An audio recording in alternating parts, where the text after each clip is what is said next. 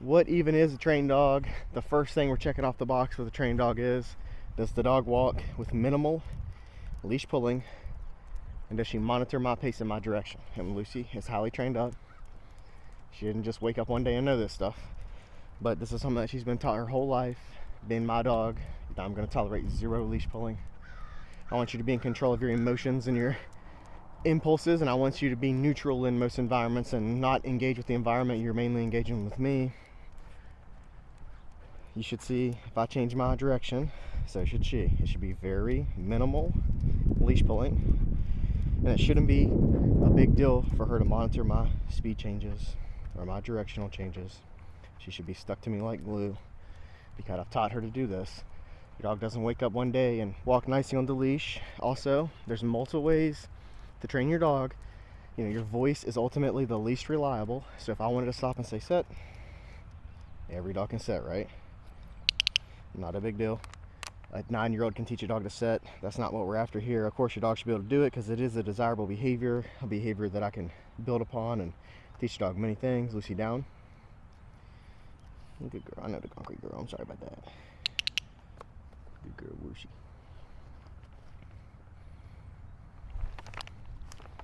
Good girl. Okay. And before you can start teaching your dog to downstay, like I'm going to show off in the future of this video, before you can teach your dog a downstay, one that's reliable, one that the dog understands whenever you're putting through the downstay, the only thing you can do, I want an on-leash obedient dog. That is what I'm after. I'm not here for fun and to have a good ass time running around with all kinds of untrained dogs. Remember, if I allow my dog to run around with untrained dogs and let them do whatever they want, they're being allowed to. Following dog behavior 101, if I'm being allowed to be stimulated by dogs and run around and do whatever I want, I am more likely to continue. So this is why people come up to me right now, like how I'm out in the park right now. Let me just turn up right here. Gamble limit leash. Oh goodness. Here we go. Back to me. Hi, how are you? Back that way, please. Okay. We're at the park, and I'm going to try to limit the editing on this video as much as possible. But you can see there are people out here. There's more people whenever I first arrived. If there was a ton of people, I wouldn't want to be out here recording everybody, even though I'm allowed to. I would have the decency not to. But we're at the park. This is a realistic environment. There could be all kinds of things going on around here. And so every time my dog sees a dog, we're not interacting with any of these dogs. For one, I don't know them. I don't know any of these dogs, and I don't know if they're vaccinated. I don't know their temperament. I don't know their history. Are they gonna bite Lucy? So let's go over here, pop Lucy down in a downstay. We'll see how far we can go. Remember, if you think your dog is super trained up and they're super not, they're going to let you know. Come to the park, put them in a downstay, walk as far as you can, see how many times they break. A nice, super reliable downstay over there, maybe 100 yards here, so I'm going to go back and reward and treat her up for that because she's being a good dog. But moral of the story is, if every time I walk around, I allow my dog to interact with the dogs, interact with everybody, it becomes not about me anymore, and it becomes a lot about everything going on in the environment and interacting with the environment. And after all, guys, I want you guys to have this engagement with your dog where you guys are locked in, laser focused, everything's going great. Lucy's listening to me, she's meeting all my behavior and all my obedience goals. Maybe I take her wherever I like and enforce this downstay. This is nice, guys. Your dog just doesn't wake up one day, you know, a nice downstay like this, right? Did you know this, Lucy, before you was born? I don't think so.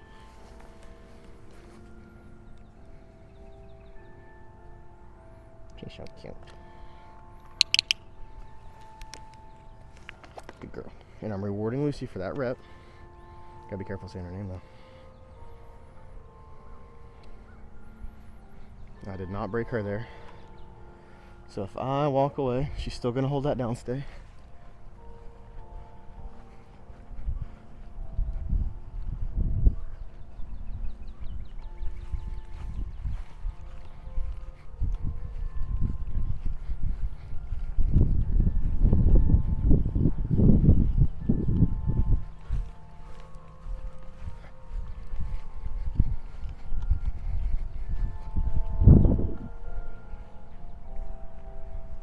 Maybe 150 yards. Guys, I could go as far as I would like, and Lucy's just gonna stay there because she's highly trained up. But to show off just a little bit of dog training, I want to see some videos of your dog in a downstay. I was super happy at group class this weekend. Almost every owner left out of there with like downstaying 80 yards. It makes my heart happy to see their dogs and them engaging in this way, to have what's maybe considered the most obedient position you can put your dog into, a downstay. I mean, a downstay in your kitchen, and if you're feeding it little snacks, I mean a downstay out here in the real world. 200 yards, that's pretty good. Like, and I'm not talking about your dog does it one time. I'm talking about the reliability of doing it. So hopefully in this video we're just going to show some awesome reliability and what a trained dog even is. She's a good girl, whooshy.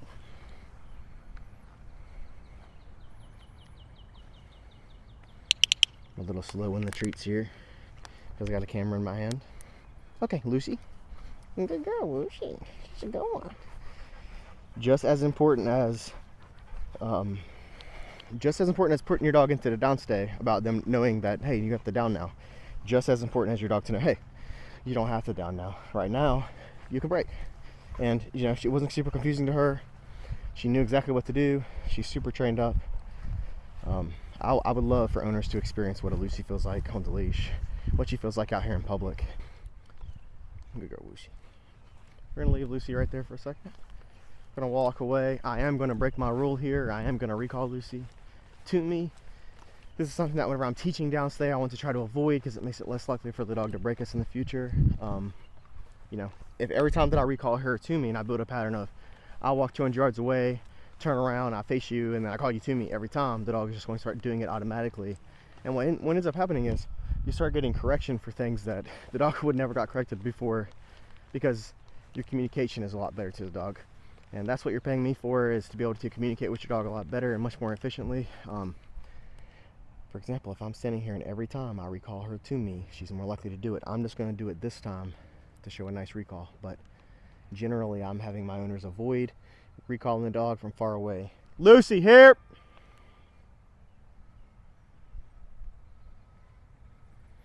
Good girl. Good girl, Lucy. Good. Lucy has been around 500 some dogs that have tried to bite her, dogs that are social. She's very tolerant of other dogs' shenanigans. If a dog just runs out to her, she's not just going to put holes in a dog. But I am still going to tell these dogs, get away from me. I don't want any random dog interactions. I want neutrality. If every dog we pass, say I'm walking around this park, and every dog we pass I allow her to interact with, that's what your dog has been allowed to do. That's what they will do. She will attempt to interact with all these dogs because she knows the interaction is going to be forced anyways. So what you want is to have a nice, on-leash trained dog capable of a 200-yard downstay, which I'll be showing off in this video. 200-yard downstay. We must build neutrality. Your dog will never have a nice downstay if you let them run up to every dog that they see at the park.